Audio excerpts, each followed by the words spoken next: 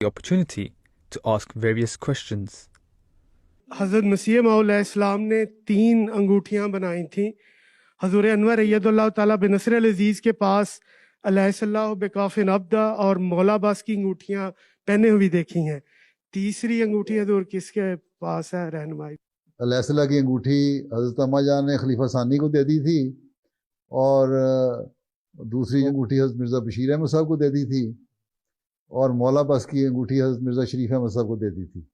تو جو علیہ السلام کی انگوٹھی جو خلیفہ ثانی کو دی تھی، اور خلیفہ ثانی نے وصیت کی تھی کہ میرے بعد یہ انگوٹھی جو ہے جو بھی خلیفہ بنے گا اس کو ملے گی اور خلافت کو منتقل ہو جائے گی بجائے ذاتی ہونے کے. لیکن جو دوسری 2 انگوٹھیاں تھیں وہ دونوں بھائیوں نے اپنے پاس رکھی. ٹھیک ہے. حضرت مرزا شریف احمد صاحب کی انگوٹھی جو تھی ان کی وفات کے بعد میرے والد صاحب کے پاس آئی، اس کے بعد میری والدہ نے ان کی وفات کے بعد مجھے دے دی، اور پھر اللہ تعالیٰ نے جب خلافت کا منصب دیا تو پھر میں نے یہ وہ پہننی بھی شروع کر دی. تیسری جو حضرت مرزا بشیر احمد صاحب کے پاس تھی تو حضرت مرزا مظفر احمد صاحب کو منتقل ہو گئی تھی مرزا بشیر احمد صاحب کی وفات کے بعد. مرزا مظفر احمد صاحب کے کوئی اولاد نہیں تھی تو انہوں نے خلیفۃ مسیح ثانی کی بیٹی عبد الجمیل صاحبہ کے بیٹے کو لے پالک بنایا تھا، اور وہ ان کے ساتھ رہا، ان کے گھر پلا بڑھا. تو اس کے بعد وہ انگوٹھی انہوں نے اس کو دے دی. وہ آج کل امریکہ میں رہتا ہے.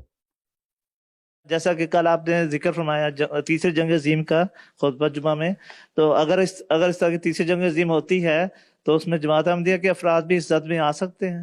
مثال تو یہ ہے نا کہ آٹے کے ساتھ گھن بھی پستا ہے. تو گھن تو نہیں ہم، لیکن جب دنیا پہ اثرات ہوں گے تو آئیں گے. اسلام کی جو فتوحات کے لیے جنگیں ہوئی تھیں، اللہ تعالیٰ نے پیشگوئی کی تھی کہ جنگیں تم جیتو گے، اور عام وسلم کے زمانے میں وہ جنگیں جیتتے رہے، لیکن کیا صحابہ شہید نہیں ہوتے رہے؟ بیماریاں اب آتی ہیں، ان بیماریوں کے لیے نشانات آ رہے ہیں، زلزلے آ رہے ہیں، طوفان آ رہے ہیں، ان میں بعض دفعہ بعض احمدی کو نقصان پہنچتا ہے، لیکن ان کی بہت معمولی تعداد ہوگی. اگر ہم اللہ تعالیٰ سے صحیح تعلق پیدا کیے رکھیں گے تو جس طرح مسیح علیہ السلام نے فرمایا ہے کہ آگ ہے پر آگ سے وہ سب بچائے جائیں گے جو کہ رکھتے ہیں خدا عز العجائب سے پیار. اگر ہمارا اللہ تعالیٰ سے تعلق صحیح ہوگا اور اللہ تعالیٰ کے حقوق ادا کرنے والے ہوں گے، اس کی تعلیم پہ عمل کرنے والے ہوں گے، اس کے بندوں کے حق ادا کرنے والے ہوں گے، تو پھر اللہ تعالیٰ ہمارے نقصان کو بہت کم کر دے گا اور ہمیں اللہ کے اپنے فضل سے بچا لے گا، اور دنیا کو پھر سبق ملے گا. لیکن اس سے پہلے اگر ہم یہ حق ادا کر رہے ہیں تو ہمیں دنیا کو بتانا ہوگا کہ ان آفات کی وجہ اور جنگ کی وجہ خدا سے دوری ہے اور اللہ تعالیٰ کی مخلوق کے حق ادا نہ کرنے ہیں.